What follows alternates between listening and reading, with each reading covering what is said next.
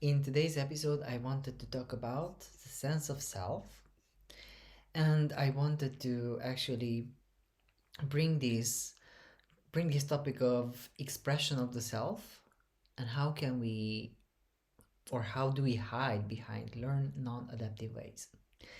So, in today's episode, I want to bring more clarity maybe to the topics of people pleasing. How does certain childhood traumatic events lead to maybe anxious or avoidant attachment styles? How does codependency actually can be a part of our lives? And how can you recognize your sources in this process and to find your self-worth and to just recognize your self-worth and have a more stronger sense of self.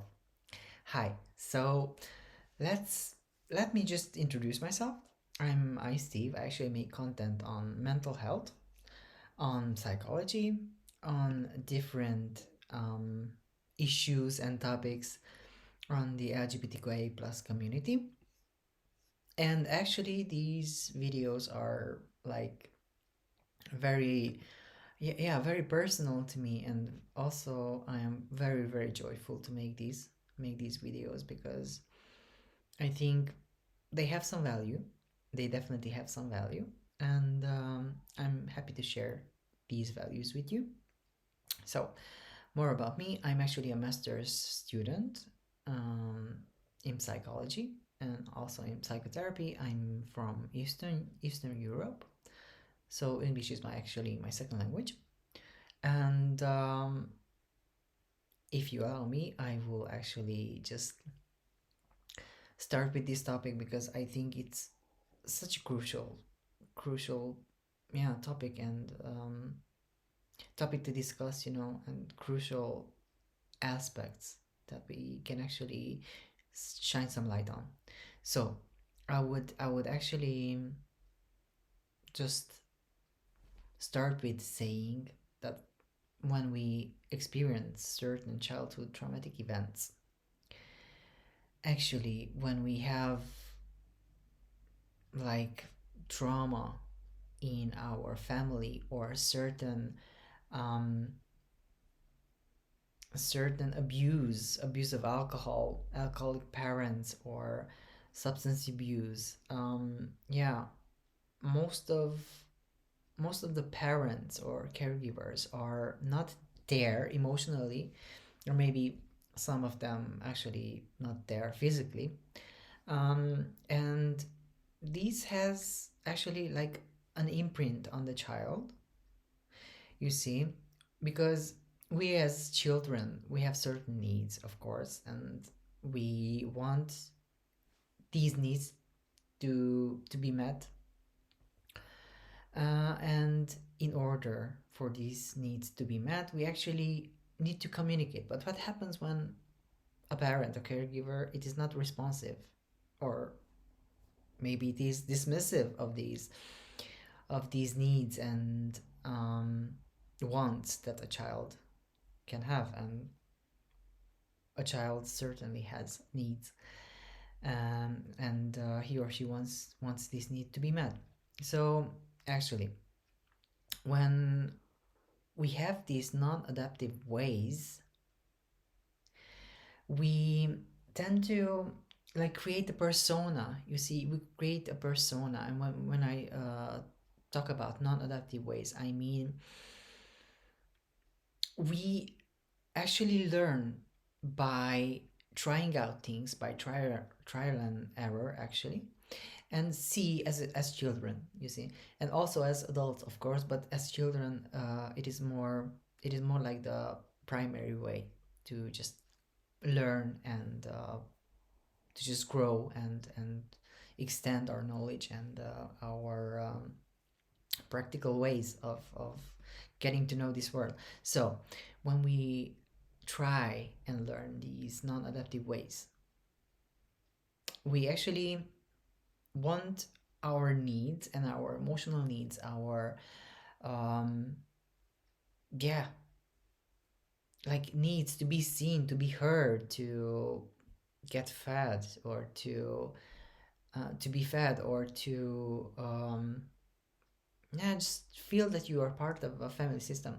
You see, we can sense that, okay, my needs are being dismissed because, yeah, I'm maybe in a unsecure surrounding. But of course, this is like the adult brain that actually processes these information.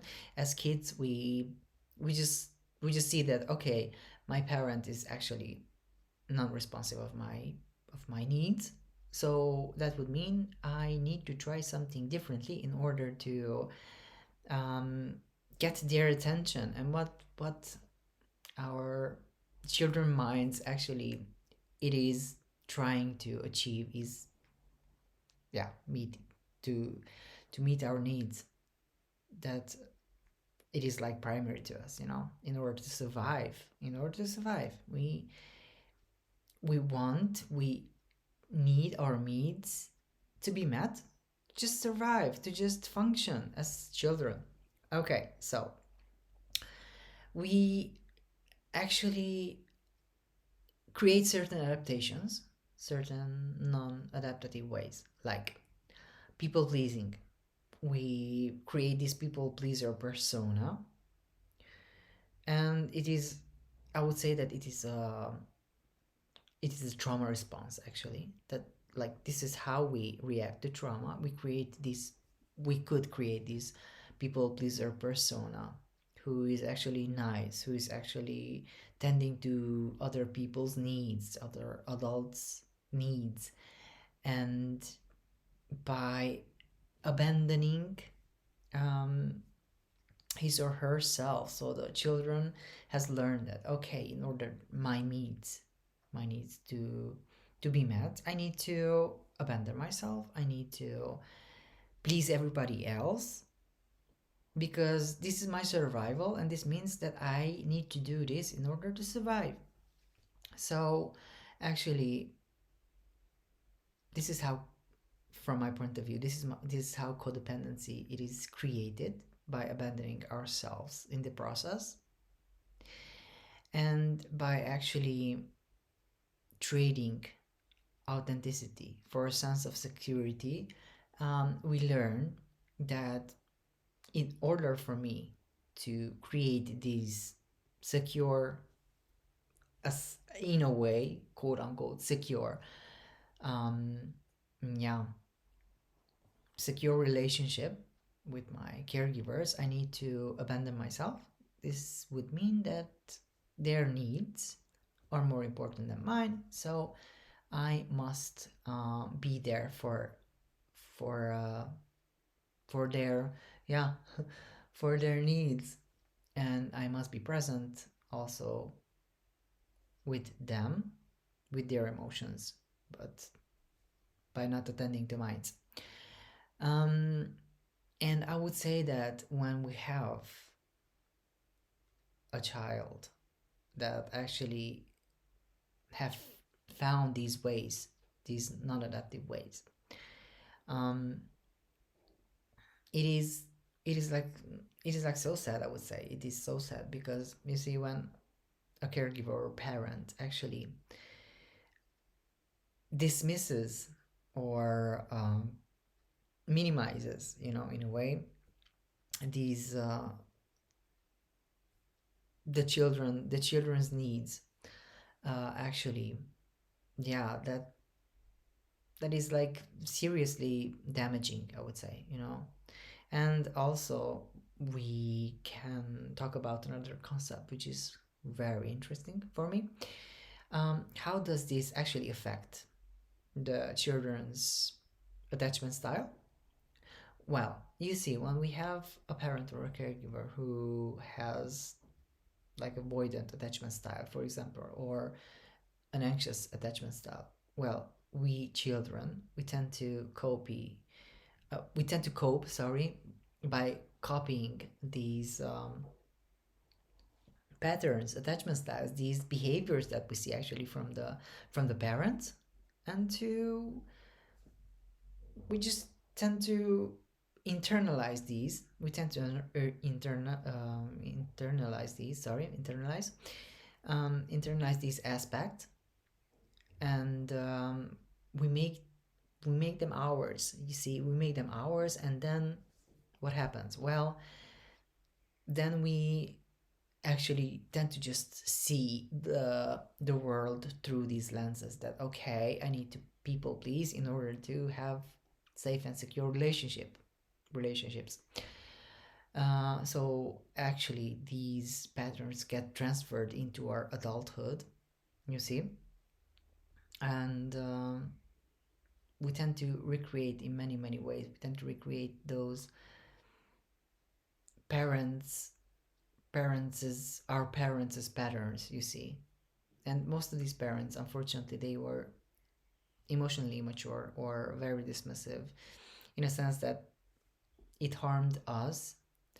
And of course they were also hurt.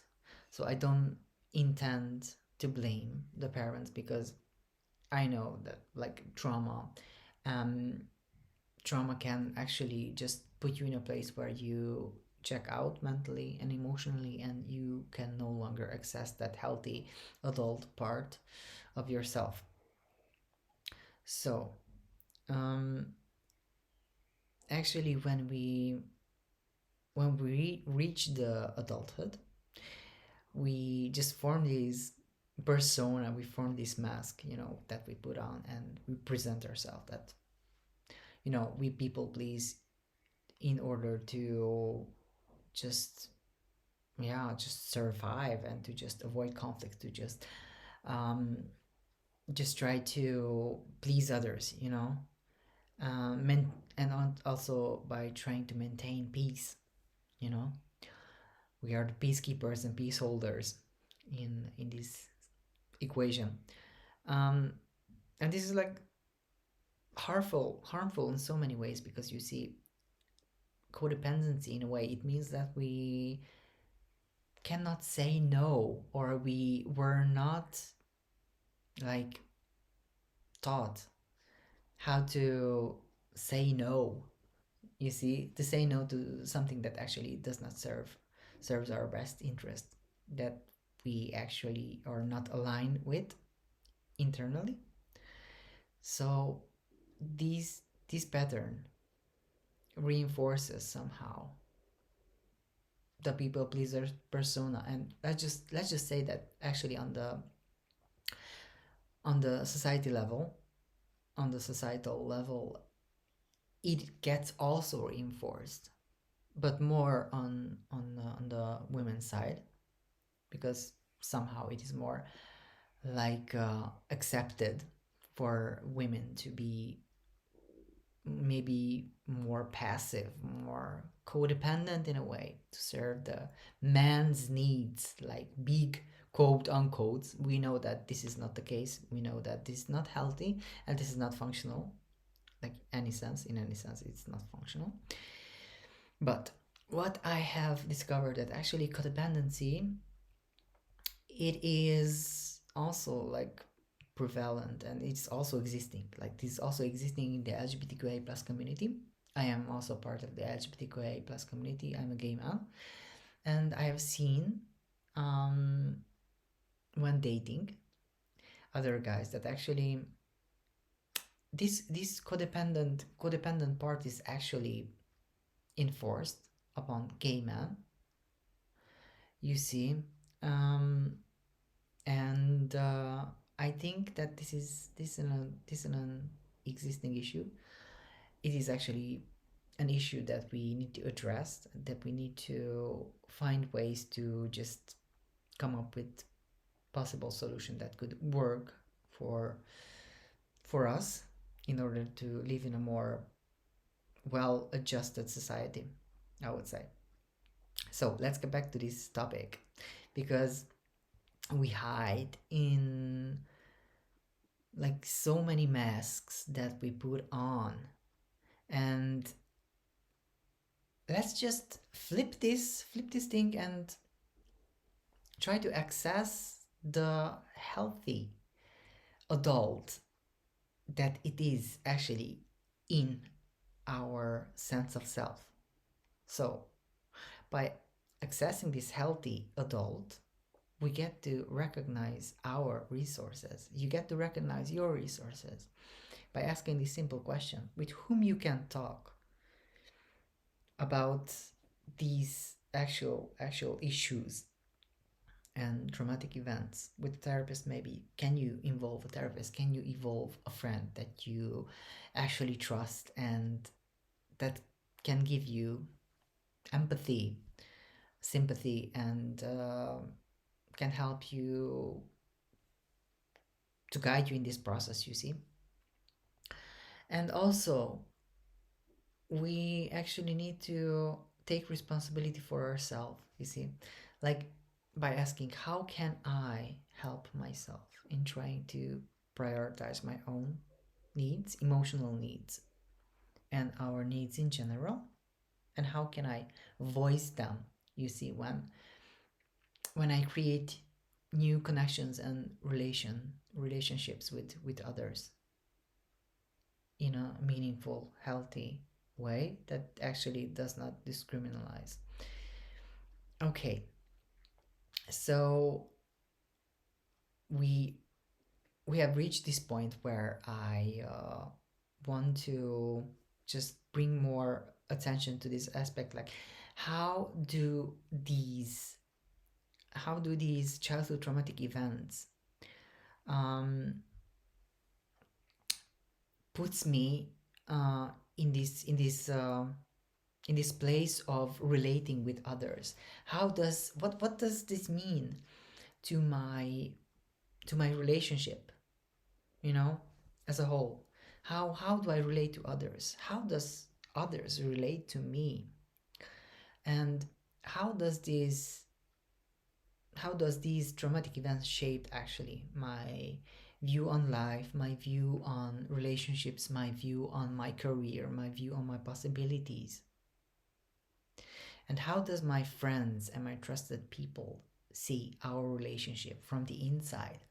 These are like very important and crucial aspects or questions that we can actually address and to just find out that where where do we stay right now? Where where are our internal resources, and how can we actually combine the internal and the external resources in order to create a more fulfilled, enjoyable experience?